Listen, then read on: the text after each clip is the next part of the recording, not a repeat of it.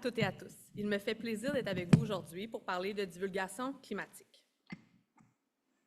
Je vais commencer par vous présenter l'AMF. Ensuite, je vais faire un bref survol des développements récents en matière de divulgation climatique et je vais terminer avec les exigences de divulgation applicables aux émetteurs assujettis au Canada. Commençons par mettre la table. Qu'est-ce qu'un émetteur assujetti? En très simple, c'est une société dont les actions sont cotées en bourse. On peut penser à Alimentation Couche-Tard, Dollarama et Bombardier comme des exemples. On en compte environ 3000 au Canada.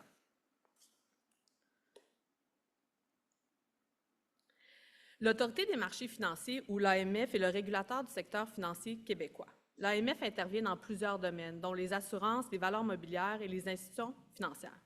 Je vais me concentrer sur les obligations de divulgation applicables aux émetteurs assujettis, tandis que mon collègue, Gabriel Lévesque-Lessard, abordera lors d'une prochaine présentation l'encadrement prudentiel.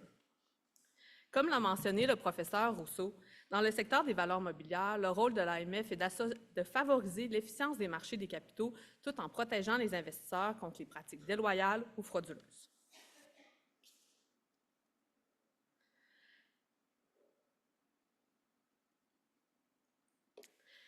L'AMF est membre des Autorités canadiennes en valeurs mobilières, ou les ACVM, une organisation qui regroupe les autorités en valeurs mobilières de chacune des provinces ou territoires du Canada.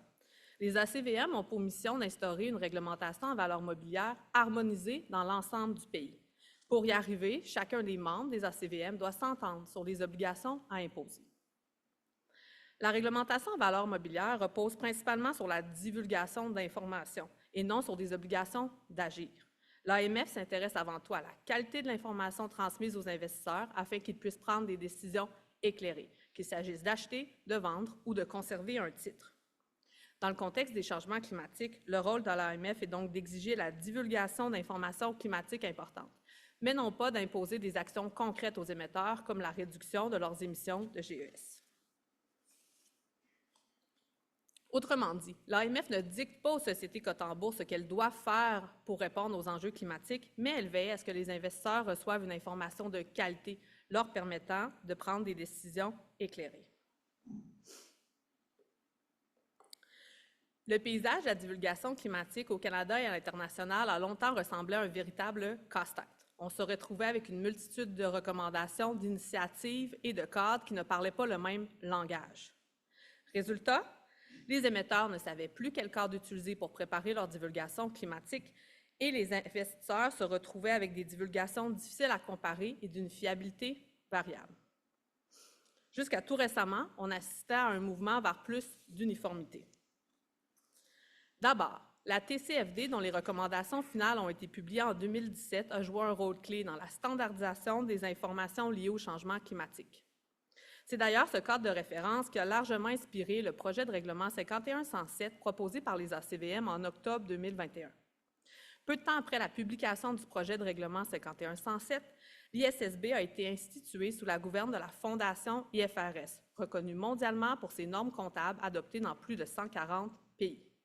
Le mandat de l'ISSB était d'harmoniser les pratiques de divulgation en matière de durabilité au niveau international. Par la suite, la Commission européenne a adopté en 2022 la directive CSRD. Par la suite, en 2023, l'ISSB a publié ses 2 premières normes. Ces 2 normes consolident les exigences de plusieurs cadres qui existaient auparavant et s'articulent autour des 4 piliers fondamentaux de la TCFD, soit la gouvernance, la stratégie, la gestion des risques et les mesures et objectifs. En 2024, les États-Unis ont adopté leur règlement sur le climat, qui était également inspiré des recommandations du TCFD. Enfin, le CCNID a élaboré les normes canadiennes. Ces normes sont d'application volontaire et reprennent essentiellement les normes de l'ISSB avec quelques allègements transitoires. C'est dans ce contexte que les ACVM ont décidé qu'il serait opportun de mettre à jour leur projet de règlement 5107 pour y intégrer les normes du CCNID. L'objectif était de permettre une plus grande cohérence et comparabilité de l'information climatique. Mis ensemble, ces événements auraient pu faire en sorte que la fragmentation soit chose du passé. Mais comme le professeur Rousseau en a parlé tantôt, le vent a tourné et des changements majeurs sont en cours depuis le début de l'année.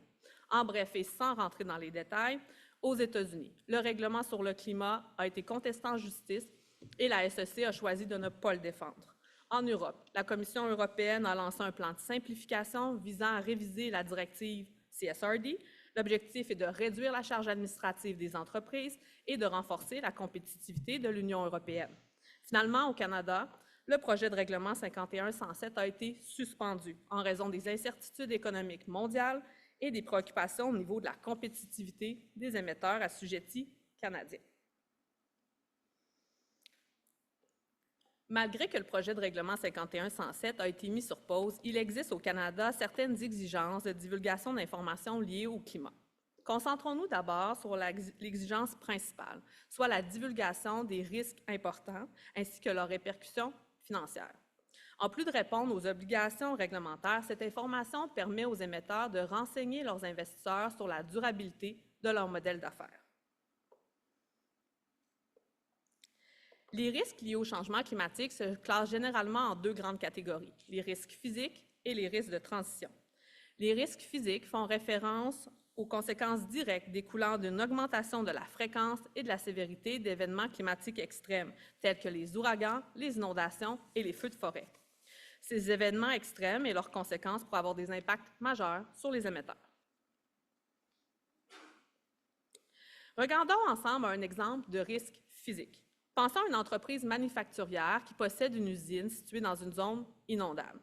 Présumons que cette usine représente 50 de la capacité de production de l'entreprise et qu'un événement d'inondation majeur est survenu dans la région au cours des 2 dernières années. Donc, quelles seraient les conséquences possibles pour l'émetteur si une inondation survient?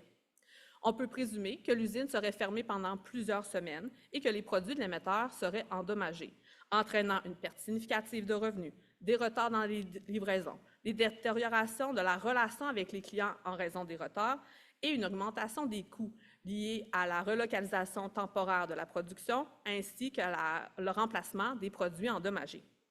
Par conséquent, le risque d'inondation pourrait être considéré comme important pour un investisseur raisonnable. L'émetteur aurait donc l'obligation de divulguer ce risque dans ses documents d'information continue. Plus précisément, l'émetteur aura à expliquer les mesures d'atténuation mises en place, par exemple l'adhésion à une assurance de dommages. De plus, l'émetteur aura à décrire les répercussions financières potentielles de ce risque, comme une augmentation des charges en raison d'un coût plus élevé en assurance. Nous venons de voir la première catégorie, soit les risques physiques. Regardons maintenant les risques de transition qui sont générés vers une transition à une économie plus sobre en carbone. Cette transition se produit notamment par des changements dans les préférences des consommateurs ainsi que les nouvelles politiques gouvernementales. Prenons par exemple une entreprise qui fabrique des plastiques à base de pétrole. Présumons que les produits pétrochimiques de cette entreprise représentent 60 de son chiffre d'affaires, que plusieurs gouvernements ont annoncé des interdictions progressives des plastiques à usage unique, que des concurrents investissent massivement dans des alternatives biosourcées et que les consommateurs privilégient de plus en plus des solutions durables. L'émetteur pourrait donc faire face à une baisse de la demande pour ses produits traditionnels, une perte de part de marché au profit de concurrents plus innovants, des coûts élevés de transformation pour adapter ces procédés à de nouveaux matériaux, ainsi qu'une pression réglementaire accrue. Au terme de la réglementation en valeur mobilière, ce risque de transition pourrait donc être considéré comme important pour un investisseur raisonnable. L'émetteur aurait donc encore une fois l'obligation de divulguer ce risque dans ses documents d'information continue et de présenter les stratégies d'adaptation envisagées. L'émetteur aurait également à divulguer les répercussions financières potentielles, comme la diminution de ses résultats en raison d'une baisse de la demande pour ses produits. Nous venons de voir l'exigence de divulguer les risques climatiques importants ainsi que leurs répercussions financières. À l'écran, vous pouvez voir un récapitulatif qui pourrait vous être utile. Une autre exigence est de décrire les politiques environnementales qui sont fondamentales pour les activités de l'émetteur. Les mesures prises pour les mettre en œuvre ainsi que leurs objectifs doivent également être décrites. Le terme politique ici doit être pris dans son sens large. On peut penser à des politiques de conservation de l'eau ou des politiques de réduction d'émissions de GES. Enfin, les émetteurs peuvent choisir, mais ne sont pas obligés de faire de la divulgation de certaines informations prospectives, comme une cible de réduction d'émissions de GES. Toutefois, ils doivent faire attention à ne pas faire des affirmations fausses ou trompeuses. La réglementation encadre l'information prospective et exige que les émetteurs se conforment à certaines obligations. Notamment, ils doivent avoir un fondement valable pour établir leur information prospective.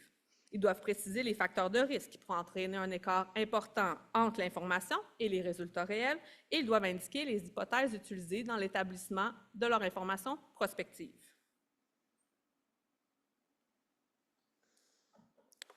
Les obligations de divulgation d'informations liées au changement climatique que je vous ai présentées sont expliquées en détail dans les avis du personnel des ACVM qui sont à l'écran et qui demeurent d'actualité. Pour conclure, les émetteurs assujettis au Canada demeurent tenus de divulguer certaines informations liées au changement climatique, et ce, malgré la suspension du projet de règlement 51-107. Ces informations permettent aux investisseurs de mieux comprendre la résilience et la durabilité des modèles d'affaires dans un contexte où les enjeux liés au changement climatique prennent une place croissante dans les décisions financières. Les ACVM continuent de suivre les développements tant au pays qu'à l'international et fourniront des mises à jour au marché en temps opportun. Je vous remercie de votre attention.